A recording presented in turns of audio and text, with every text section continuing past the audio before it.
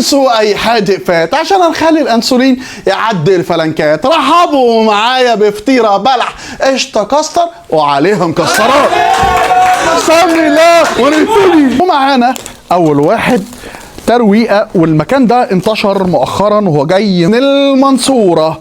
وادي الفطيره ثمنها 170 واضافه القشطه 30 جنيه وتوصيل 50 250 جنيه. تعالى ننزل من تحت لفوق. شايف المنظر يا عزيزي؟ ده تعلي الكوليسترول فعلا والانسولين. ده ايه ده؟ ده اللي هياكلها هيحصل له حاجه. سمي الله ويلا بينا. في طعم غريب وهو انه عصير بلح. انا طالبها بالبلح، واخد بالك؟ ده عصير بلح، يعني الصوص ده عصير بلح. فانا بالنسبه لي لا، مش هكمل بعصير البلح، خش على بعده بسرعه. وتاني واحد معانا عم سمير بتاع الفطير. بلح سليم. هو تعتبر دي عجوه كده صح؟ وسعره 260 جنيه. وتعالوا نشوف. هي منظرها اخف شويه، مسقسها سنه لبن باين اهو، وقطعه القشطه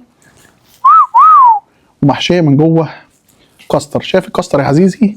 ايه يوم الفري هاني فود ملوش كتير يعني ولا ايه؟ مش بني ادم انا ولا ايه؟ الله، هي طعم فطيره وحته قشطه نضيفه، بس بردك دي عجوه مش عارف. لا، في حاجه كده مش عجباني. خش على اللي بعده ولسه ما اتبسطتش. اخيرا فتوح اللي في مدينه نصر وهو من راس البر. انا طالبها بالبلح، وفي ناس حطت عجوه وفي ناس حطت عصير بلح.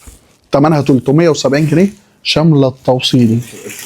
اكسترا قشطه. تعالى بص، في سكر اهو، بس تحس ان هي فطيره ها. ده انت فات، ده عاملها لك مثلث بيتزا.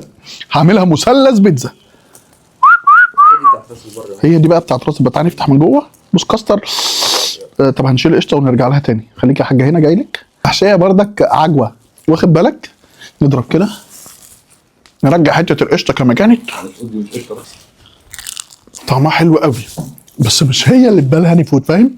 هي بردك بالعجوه والقشطه، هي مش كاستر جوه، في حاجه ورشه السكر. هي اوفر انسولين. ولو هتقول لي هاني فود زعت الحلقه دي ليه؟ هقول لك عشان هدفين. المطاعم دي تحسن من نوع الفطيره ديت، لان الصراحه مش جايه على هوايه، وان انت نفسك وانت بتطلب تبقى عارف اللي هيجي لك. ففي الاخر انت المستفاد والمطعم كمان يستفاد، عشان يحسن، عشان تتبسط، تعلي كوليسترولك.